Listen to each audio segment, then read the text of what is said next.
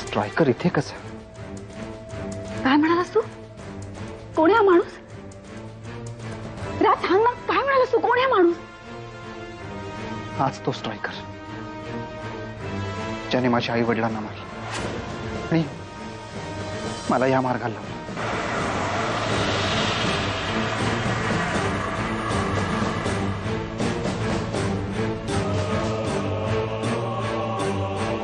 मी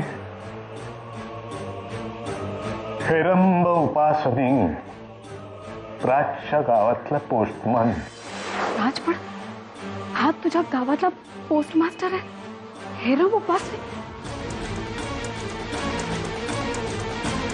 राज, tiger, आपल्याला त्या मुलीनी फसवलं तर नाही ना?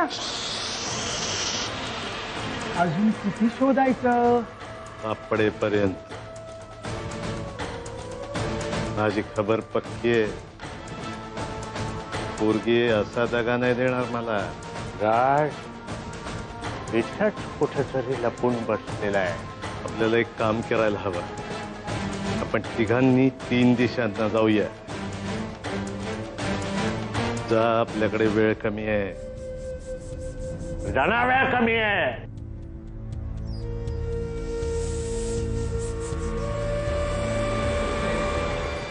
ये विक्रम, ये.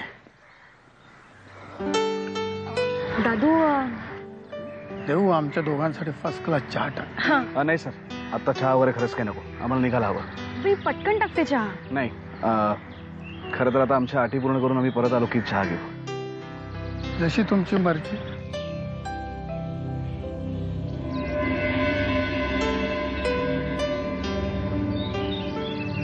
निघतो आम्ही. विक्रम, काय बोलले दादू?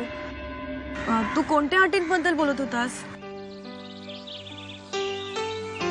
तू टेन्शन घेऊ नकोस देवानी. आतापर्यंत प्रेमाच्या प्रत्येक परीक्षेला तू सामोरे जात आलास. आता वेळ आमची. आम्हाला तुझी फक्त साथ हवी. पण तुमच्यामध्ये नेमकं काय बोलणं झालं ते तरी सांग. आमच्यामध्ये झालेल्या आत्ताच्या संभाषणावरनं आम्हाला जगण्याची एक नवीन संधी मिळाली असं वाटतं.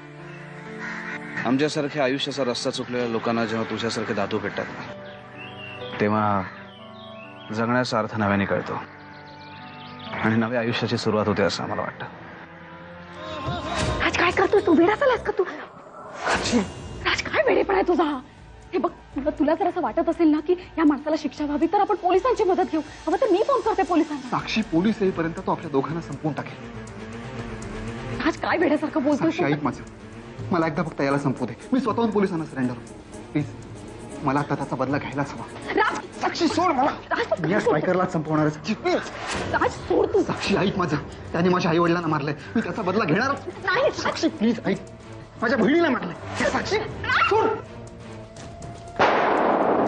साक्षी आहे. राज,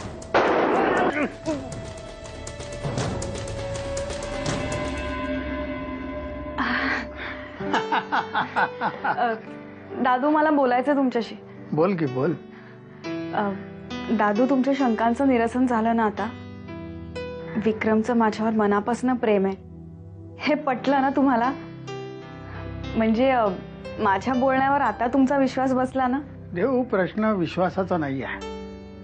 मी त्याच्या पुढे काही अटी ठेवल्या आहेत. बघू काय करतोय तो. आजपर्यंत प्रत्येकाने माझ्याशी विश्वासघातच केलेला आहे. अगदी तू सुद्धा.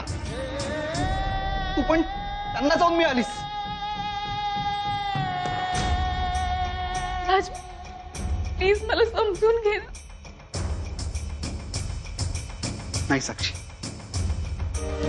तर समजून घ्यावं असं माझं कोणी नाही. साक्षी प्लीज, तू इथून निघून जा. हे आपल्या दोघांसाठी चांगलं, तुझ्यासाठी आणि माझ्यासाठी सुद्धा.